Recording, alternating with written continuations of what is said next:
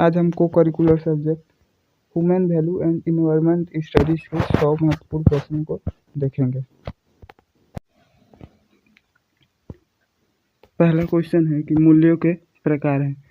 तो मूल्यों के प्रकार हैं व्यक्तिगत, सामाजिक, नैतिक और आध्यात्मिक।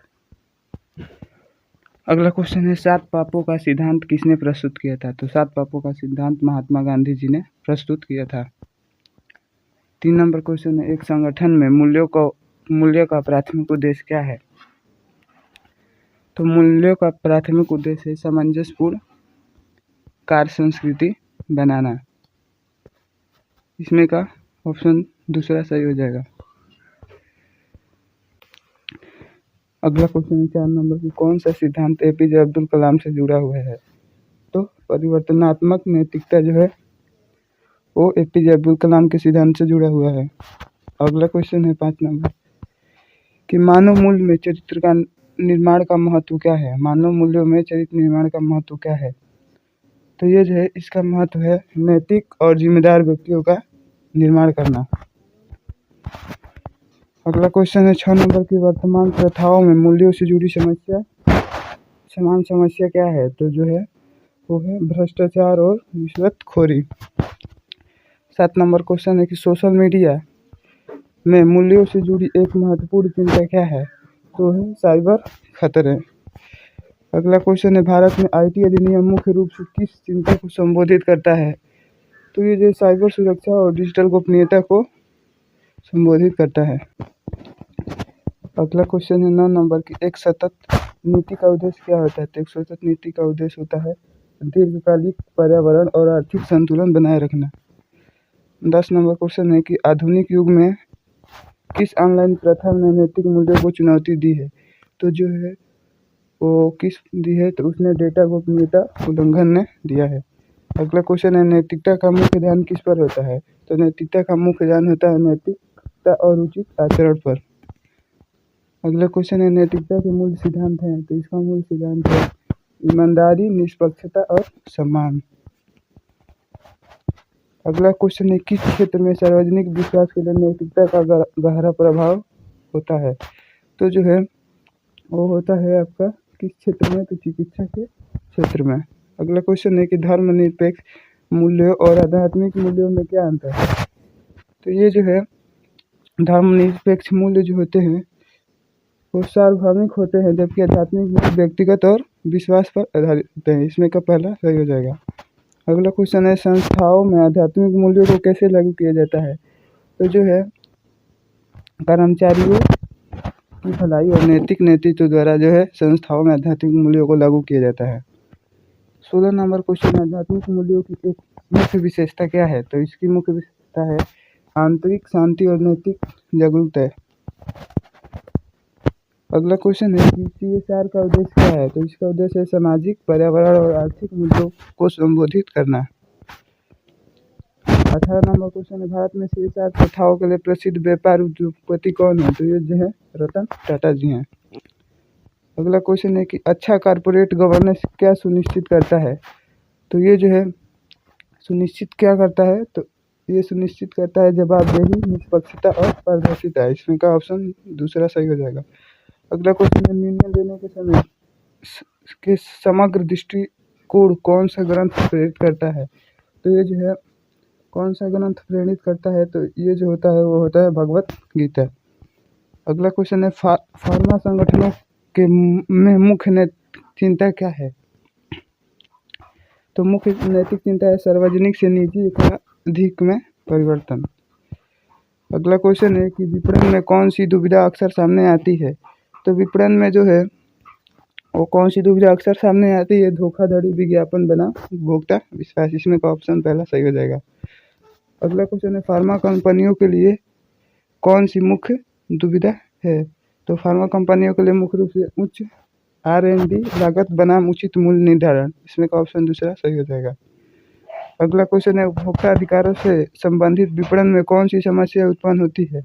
तो इसमें जो है विज्ञापनों के झूठे वादे जो है वो समस्या उत्पन्न होती है। इसमें का तीसरा सही हो जाएगा। 25 नंबर क्वेश्चन है फार्मा विपणन में कौन सी नैतिक चिंता समान है। तो फार्मा विपणन में जो है कौन सी नैतिक चिंता समान है तो वो है भ्रामक उत्पादक जानकारी। अगला क्वेश्चन है, विपणक उपभोक्ता डेटा के साथ कौन सी चुनौती का सामना करते हैं?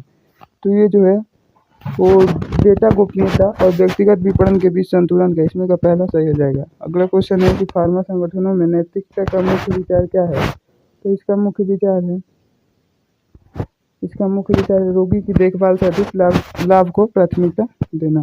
अगला क्वेश्चन है, ऑनलाइन प्लेटफॉर्मों में विपणन से जुड़ी समान दुविधा क्या है? तो वो है संवेदनशील दर्शकों का जो है नैतिक रूप से लक्षित करना, इसमें का पहला सही हो जाएगा। अगला क्वेश्चन है, फार्मा उत्पादों में मूल्य निर्धारण में कौन सी समान दुविधा है?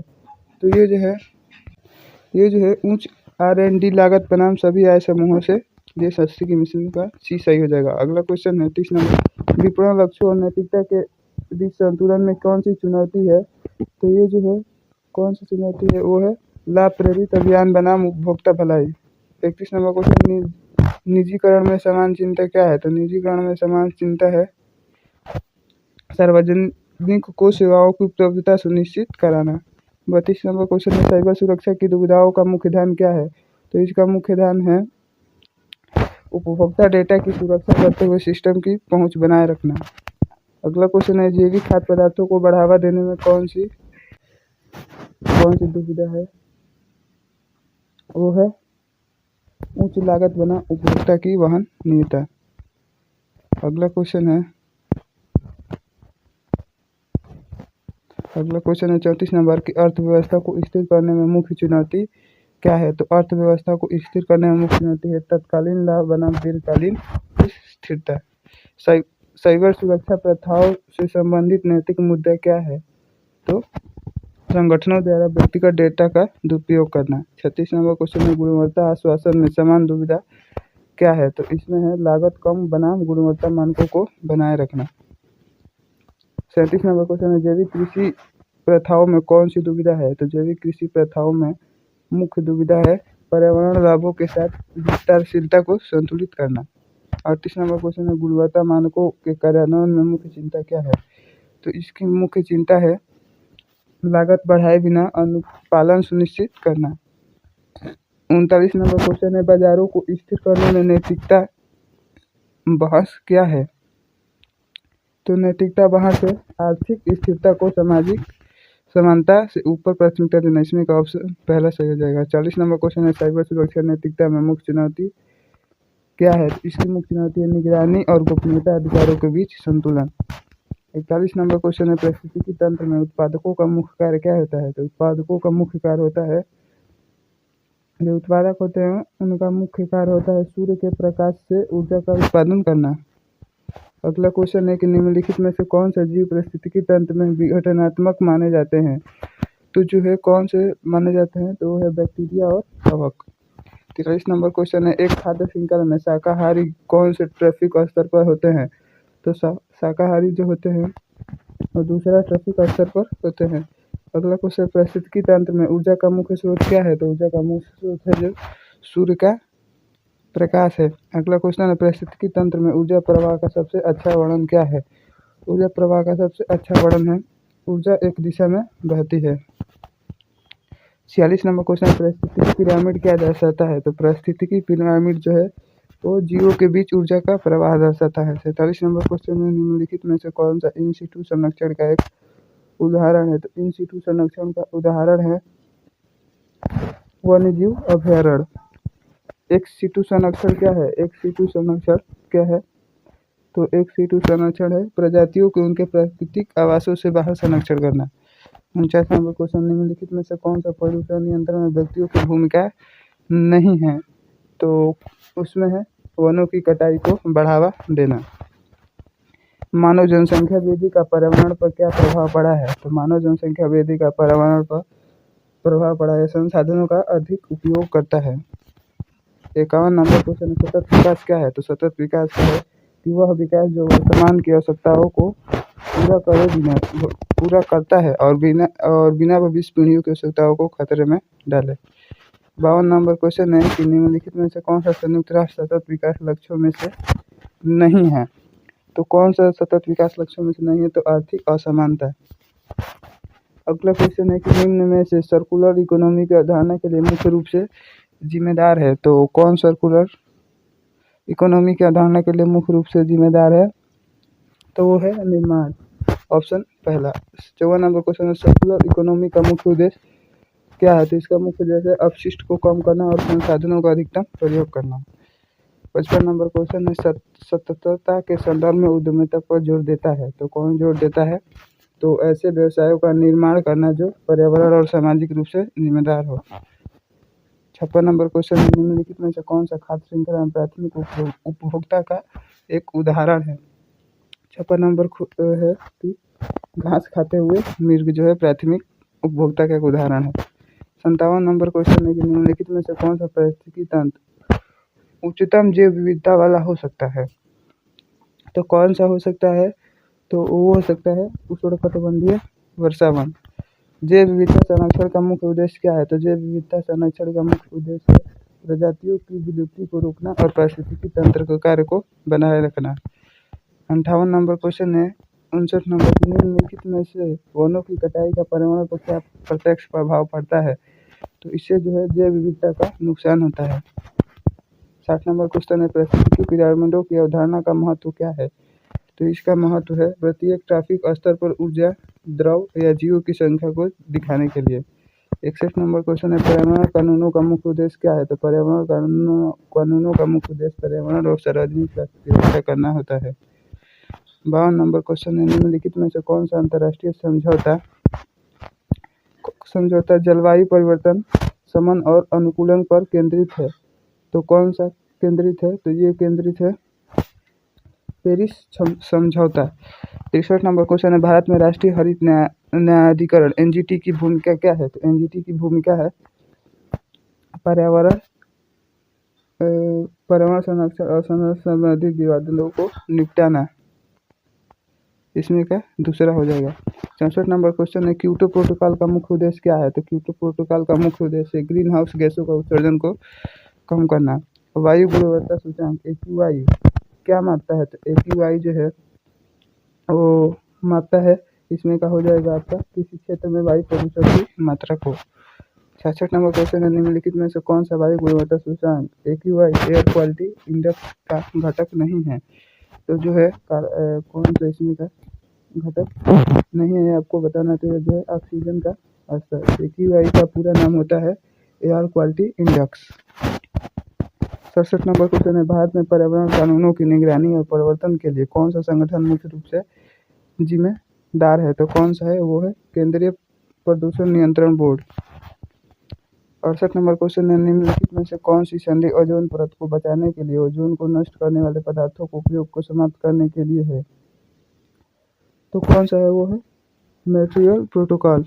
अगला क्वेश्चन है कि भारतीय पारंपरिक ज्ञान का पर्यावरण संरक्षण में क्या महत्व है? तो इसका महत्व है वो हो जाएगा आपका 69 नंबर क्वेश्चन का यह ऐसे टिकाऊ अभ्यास प्रदान करता है जो प्रकृति के साथ सामंजस्यपूर्ण है। 70 नंबर क्वेश्चन है निम्नलिखित में से कौन सा अंतर्राष्ट्रीय पर्यावरण संरक्षण प्रयास का एक उदाहरण है? तो ये जो है पेरिस जलवायु परिवर्तन समझौता।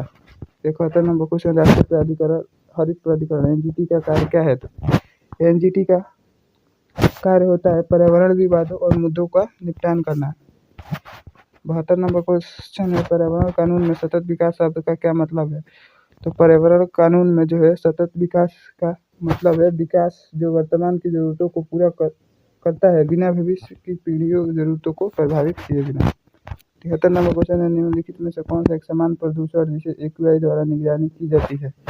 तो कौन सा एक है? तो वो है आपका कौन सा प्रदूषण है? तो 73 नंबर क्वेश्चन का जो कार्बन डाइऑक्साइड। अगला क्वेश्चन है भारत में 2002 के जैव विविधता अधिनियम का क्या महत्व है? तो जैव विविधता अधिनियम 2002 का महत्व है वो है यह जैव विविधता संरक्षण और सतत उपयोग के लिए एक ढांचा प्रदान करता है। 75 नंबर क्वेश्चन है निम्न में से कौन सा भारत का एक पारंपरिक पर्यावरण अभ्यास है? तो कौन सा है जो है पर्यावरण पर? तो है पवित्र वनों का वृक्षारोपण करना। 76 नंबर क्वेश्चन भारत में कौन सा कानून जल प्रदूषण की रोकथाम को विनियमित करता है? तो कौन सा है? वो है जल प्रदूषण अधिनियम 1974। अगला क्वेश्चन है रामसर संधि का उद्देश्य क्या है? रामसर संधि का उद्देश्य है और आर्द्र भूमि से संबंधित है। ये क्योटो प्रोटोकॉल के तहत स्वच्छ विकास तंत्र का उद्देश्य क्या है? तो क्योटो प्रोटोकॉल के तहत स्वच्छ विकास तंत्र का उद्देश्य है विकास देशों को उत्सर्जन कम करने में सहायता करना। 79 नंबर क्वेश्चन है, भारत में कौन सी परंपरा पर्यावरण के प्रति सम्मान और संसाधनों के टिकाऊ का उपयोग पर जोर देती है? तो वो है जैन धर्म और उसका अहिंसा का सिद्धांत। अगला क्वेश्चन है, कौन सा अंतर्राष्ट्रीय संगठन वैश्विक पर्यावरण नीतियों की निगरानी करता है? तो संयुक्त राष्ट्र पर्यावरण कार्यक्रम UNEP। 81 नंबर क्वेश्चन, पर्यावरण गुणवत्ता का जैव आकलन क्या है? तो पर्यावरण गुणवत्ता का जैव आकलन जो है वो है जैविक संकेतों का उपयोग करके पारिस्थितिकी तंत्र को स्वास्थ्य का मूल्यांकन करना।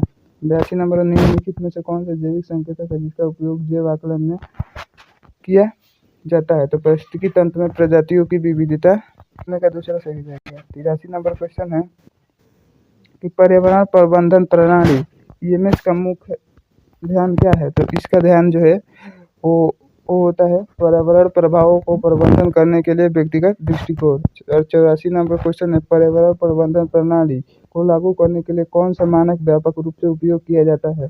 तो कौन सा मानक उपयोग किया जाता है? तो ये किया जाता है ISO 14001। 85 नंबर क्वेश्चन है, पर्यावरण प्रभाव का आकलन का मुख्य उद्देश्य क्या है? तो इसका मुख्य उद्देश्य है एक परियोजना के पर्यावरण के प्रभाव का मूल्यांकन करना इससे पहले कि शुरू किया जा सके। इसमें का दूसरा नंबर।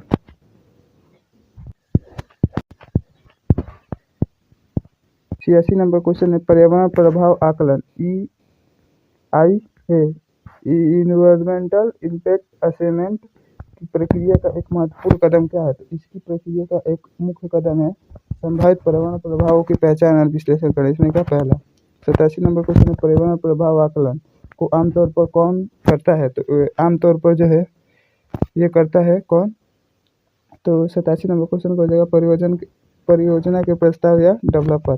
88 नंबर क्वेश्चन है, पर्यावरण ऑडिट का मुख्य उद्देश्य क्या है? तो इसका मुख्य उद्देश्य किसी संगठन की पर्यावरण कानून और नियमों का अनुपालन मूल्यांकन करना। अगला क्वेश्चन है, पर्यावरण ऑडिट में उपयोग किए जाने वाला एक समान उपकरण है? तो पर्यावरण ऑडिट में उपयोग किए जाने वाला एक समान उपकरण है वो है जीवन चक्र मूल्यांकन। 90 नंबर क्वेश्चन है, पर्यावरण गुणवत्ता के लिए किस पहलू का जैव विविधता संकेतक का उपयोग करके मूल्यांकन किया जाता है? तो जो है ये किसका किया जाता है? तो यह पारिस्थितिकी तंत्र के स्वास्थ्य और प्रदूषण के प्रभाव को। 91 नंबर क्वेश्चन, पर्यावरण प्रबंधन प्रणाली एक घटक क्या है?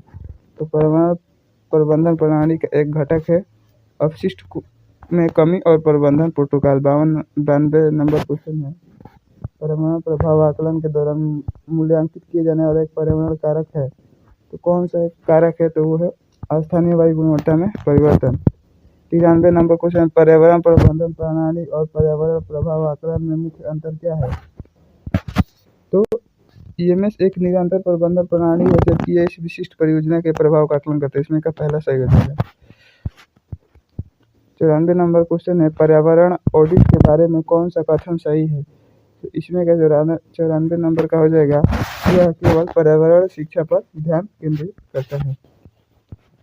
95 नंबर क्वेश्चन है कि पर्यावरण अभाव आकलन करने में एक समान परिणाम क्या है? तो एक समान परिणाम है कि पर्यावरण निगरानी प्रणाली स्थापित करना। इसमें का पहला सही हो जाएगा। 96 नंबर क्वेश्चन है कि जल गुणवत्ता के जैव आकलन में एक जैव इंडिकेटर क्या है? तो जो इंडिकेटर है मछलियों का विशिष्ट प्रजातियों की उपस्थित करना। 97 नंबर क्वेश्चन है, पर्यावरण प्रबंधन प्रणाली का आवेदन किस संदर्भ में होता है? तो इसका होता है संगठनात्मक प्रथाओं में पर्यावरण जोखिम को कम करना और स्थिरता में सुधार करना। इसमें का तीसरा। अगला क्वेश्चन है 98 नंबर के, पर्यावरण प्रभाव आकलन करने का मुख्य लाभ क्या है? तो इसका मुख्य लाभ है परियोजना के नकारात्मक पर्यावरणीय प्रभावों का पुनर्निर्माण और उन्हें कम करना। 99 नंबर क्वेश्चन है, पर्यावरण ऑडिट गतिविधियों का एक उदाहरण क्या है? तो इसका एक उदाहरण है अपशिष्ट उत्पन्न और निपटान का ट्रैक करने के लिए अपशिष्ट ऑडिट करना। लास्ट क्वेश्चन है 100 नंबर की, पर्यावरण प्रबंधन योजना में समानता क्या शामिल होता है? इसमें प्रदूषण नियंत्रण उपाय।